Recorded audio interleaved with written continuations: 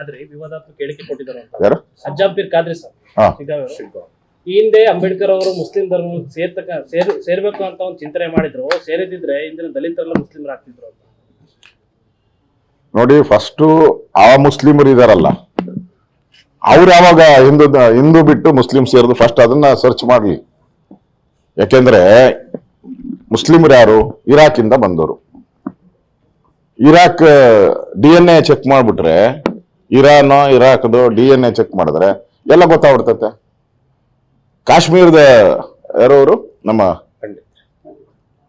All India general secretary Congress ಆಗಿದ್ದಾರಲ್ಲ, ಗುಲಾಂ ನಬಿ ಆಜಾದ್, ಅವ್ರು ಹೇಳಿದಾರಲ್ಲ, ನಾವೆಲ್ಲ ಹಿಂದೂಗಳು ಕನ್ವರ್ಟ್ ಆಗಿದ್ದೀರಿ, ಯಾರೋ ನಮ್ಮ ತಾತ ಮುತ್ತಾತ ಯಾರೋ ಕನ್ವರ್ಟ್ ಆಗಿದ್ದಾರೆ ಅಂತ ಹೇಳಿದ್ದಾರೆ.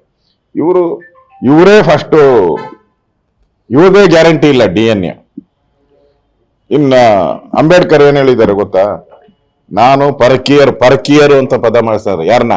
ಇವ್ರನ್ನ.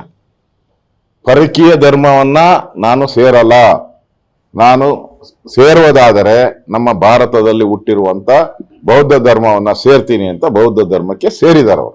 ಪರಕೀಯ ಅಂತ ಪದ ಉಪಯೋಗ ಮಾಡಿದ್ದಾರೆ. ಮತ್ತೆ ಮುಸ್ಲಿಂ ಇದಕ್ಕೆ ಹೋದ್ರೆ ನಾವೇನಾದ್ರೂ ಈ ದೇಶ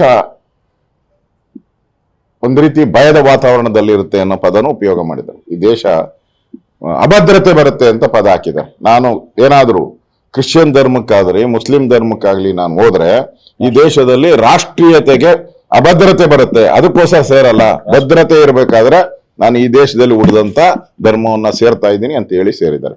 ಇವ್ರು ಕಾಂಗ್ರೆಸ್ ಅವ್ರಿಗೆ ಮಾನ ಮರ್ಯಾದೆ ಇಲ್ಲ.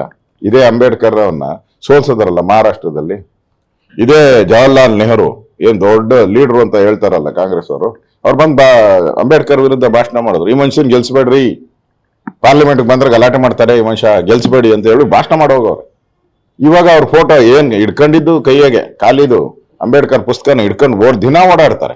ಅಲ್ಲಿ ಅಂಬೇಡ್ಕರ್ನ ಸೋಲ್ಸಕ್ಕೆ ಓಡಾಡ್ತಾರೆ. ಇದು ಕಾಂಗ್ರೆಸ್ ಯಾವ ರೀತಿ ಅಂಬೇಡ್ಕರ್ಗೆ ದ್ರೋಹ ಬಗ್ದಿದೆ ಅನ್ನೋದು ಜನಕ್ಕೆ ಗೊತ್ತಿದೆ. ಈ ಆಟ ನಡೆಯಲ್ಲ, ಇನ್ನು ಮುಗ್ದೋಯ್ತು. ಈ ಆಟ ಏನು ನಡೆಯಲ್ಲ. ಬೈ ಎಲೆಕ್ಷನ್ ಅಲ್ಲಿ ನಾವು ಗೆಲ್ತೀರಿ. ಈ ಸರ್ಕಾರ ಬಹಳ ದಿನ ಉಳಿಯುವಂತ ಸರ್ಕಾರ ಅಲ್ಲ. ಈಗಾಗಲೇ ಕರಪ್ಷನ್ ಕೇಸ್ಗಳಲ್ಲಿ ಎಲ್ಲರೂ ಸಿಕ್ಕಾಕೊಂಡ್ಬಿಟ್ಟಿದ್ದಾರೆ. ಈ ಅಧಿವೇಶನದಲ್ಲೂ ಕೂಡ ಈ ಕರಪ್ಷನ್ ಬಗ್ಗೆ ವಿಧಾನಸಭೆಯಲ್ಲೂ ಕೂಡ ನಾವು ದೊಡ್ಡ ರೀತಿಯಾದಂತ ಚರ್ಚೆ ಮಾಡ್ತೀರಿ.